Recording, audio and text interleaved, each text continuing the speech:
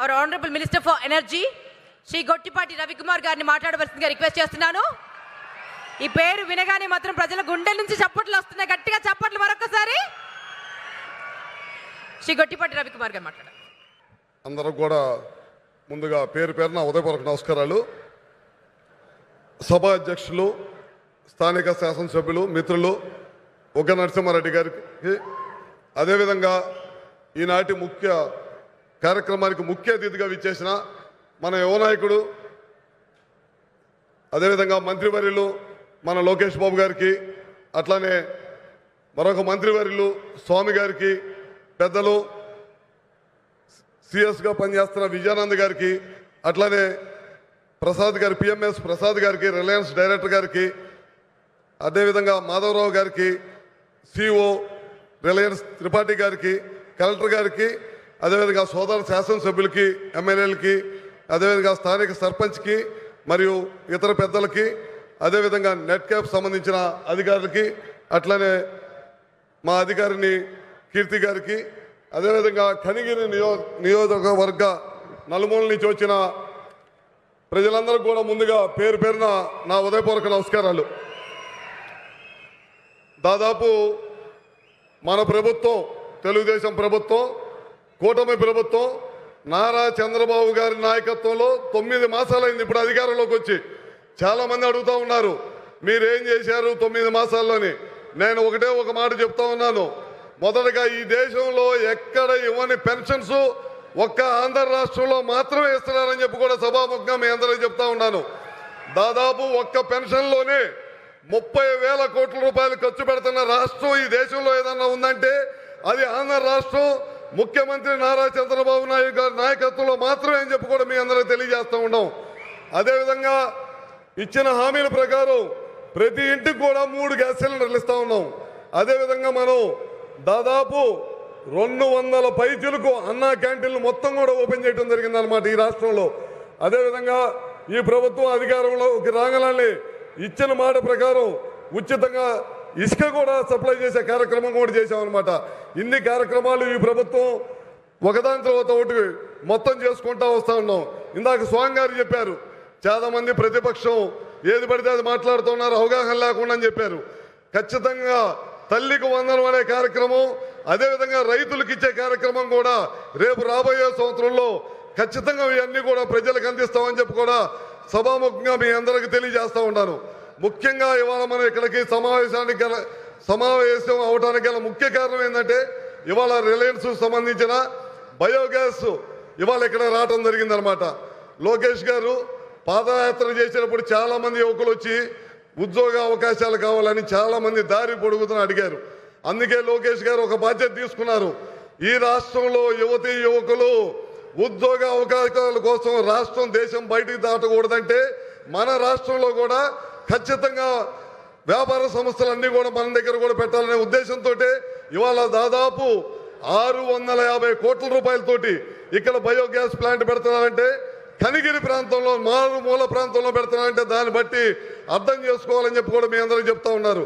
లోకేష్ బాబు గారు ఒకటే చెప్పారు, మొదటగా అధికారంలోకి చేపట్టిన వెమ్మటే 16,000 చిలుకు పైన ఉద్యోగాలు డిఎస్సి ద్వారా ప్రభుత్వ ఉద్యోగాలు కల్పిస్తున్న ప్రభుత్వం ఏదైనా ఉందంటే అది తెలుగుదేశం ప్రభుత్వం అని చెప్తా ఉన్నాం. దాని తర్వాత ఖచ్చితంగా మనం ప్రైవేట్ సంస్థల ద్వారా కూడా ఉద్యోగాలు కల్పించాలనే ఉద్దేశంతో ఇవాళ 500 ప్లాంట్లు, ఇందాక వాళ్ళ సిఇఓ గారు చెప్పారు, గుజరాత్ తర్వాత ఆంధ్ర రాష్ట్రంలోనే మేము ఇవాళ ఇక్కడ ఇంత పెద్ద ఎత్తున 1,00,000 కోట్ల రూపాయలు పెట్టుబడులు పెడుతున్నాం. దీని ద్వారా గ్రామీణ ప్రాంతాల్లో ఉన్న యువతకు ఉద్యోగ కల్పనే కాకుండా మనం ఇవాళ చూస్తూ ఉంటాం ఈ ప్రాంతంలో భూమి మీ అందరికీ బాగా తెలుసు ఏ విధంగా ఉందో. ఇవాళ భూమిలో చెట్లు పీకేసిన తర్వాత చదువులు చేసిన తర్వాత ఏ విధంగా ఉందో మీకు తెలియదు కాదు. నిరుపయోగంగా ఉన్న భూమిని కూడా ఉపయోగంలోకి తీసుకురావడమే కాకుండా దీనికి రిలయన్స్ సంస్థ వాళ్ళు మనకి ఎకరాకి 15,000 రూపాయలు గవర్నమెంట్కి కడుతున్నారంటే దాన్ని బట్టి మీరు అర్థం చేసుకోవచ్చు. మన భూమిని సదురం చేయటం, మన భూమికి డబ్బులు కూడా ఇస్తున్నారు. ఇవన్నీ కూడా చేస్తూ ఉన్నాం అనమాట. ఇట్లా ఒకదాని తర్వాత ఒకటి. అదేవిధంగా ఇవాళ గతంలో రాష్ట్రం నుంచి సోలార్ విద్యుత్ ప్రాజెక్టులు నిర్మాణం చేసే వాళ్ళందరినీ కూడా గడిచిన ప్రభుత్వం జగన్మోహన్ రెడ్డి గారి ప్రభుత్వం తరిమి కొట్టేసింది.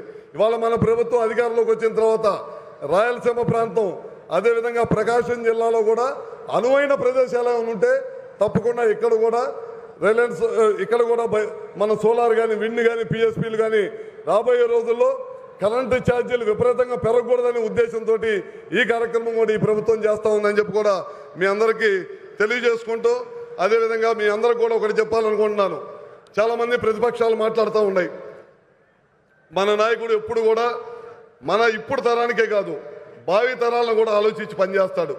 ఆ రోజుల్లో 95లో ముఖ్యమంత్రి అయిన తర్వాత ఆయన తీసుకున్న టెక్ వల్ల ఇవాళ ప్రతి గ్రామంలో కూడా 100 నుంచి 200 మంది ఉద్యోగాలు దేశ విదేశాల్లో పనిచేస్తున్నారంటే ఆ రోజు నారా చంద్రబాబు నాయుడు గారు ముందు చూపుతోటి ఆ రోజు హైటెక్ సిటీ కానీ ఇవన్నీ కూడా నిర్మిస్తున్నారు కాబట్టి.